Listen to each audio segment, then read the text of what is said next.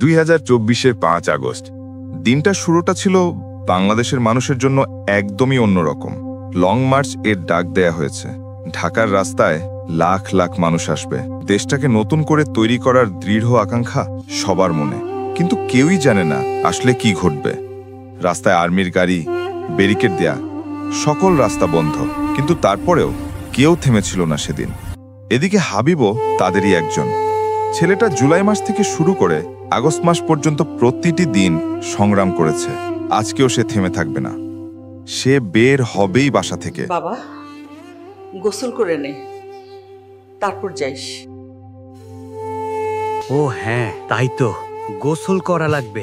আজকে তো আমি শহীদ হয়ে যেতে পারি। শহীদ হলে তো জান্নাতে যেতে পারবো। তাইলে গোসল করে নেই। জান্নাতে যদি যেতেই হয়, পবিত্র হয়েই যাই। কিন্তু আল্লাহ যদি সত্যি সত্যি আমাকে নিয়ে যায়, গোসল করার পর যদি শহীদ হবার দোয়াই কবুল করে ফেলে, থাক, আজকে বেঁচে ফেললে তারপর গোসল করব।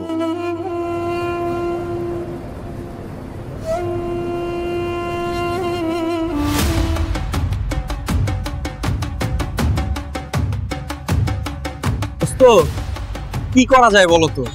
আজকে তো একটা কাহিনী হয়ে যেতে পারে, আমরা তো মারাও যেতে পারি। শোন, মাথা নিচু করে যেতে থাকবি। যদি গুলি লাগে না ঠিক ডাইরেক্ট মাথায় লাগুক, অন্য কোনো জায়গায় লাগলে কিন্তু সারা জীবন পঙ্গু হয়ে থাকতে হবে। ঠিক কইছস, তবে আরো অনেক লোকের দরকার ছিল রে। বদরের যুদ্ধের মতন আল্লাহ যদি আরো সৈন্য পাঠাই দিত। একটা কথা শোন, মাইন্সে আমার থেকে টাকা পাইবো। আমি মারা গেলে তুই আমার বাবারে বলিস টাকার অ্যামাউন্টটা, তাইলে বাবা সেটা পরিশোধ করে দিবে। কস মামা, আমিও তো দেনায় আছি, তাইলে আমি মারা গেলে তুই আমার বাসায় জানাবি আর বলিস যে আমি দেশকে স্বাধীন করতে গিয়ে শহীদ হয়েছি। আল্লাহ, বদরের যুদ্ধে তো তোমার সেনা জীব অনেক কম, তাও তুমি জিতাই দিছিলা। আজকেও দাও না আল্লাহ, জিতাই দাও, কিছু একটা করো, আবাবিল পাঠায় দাও।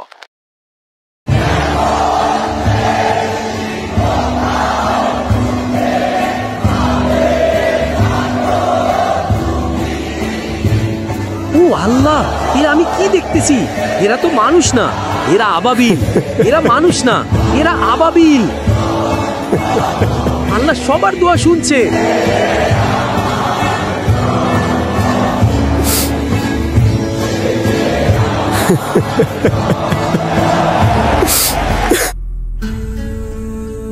হইছে, অনেক হইছে, জিতে গেছি। যাই, আগে গোসল করি। কালকের থেকে দেশটাকে নতুন করে সাজাতে হবে। যাই, গোসলে যাই, অনেক কাজ বাকি এখন।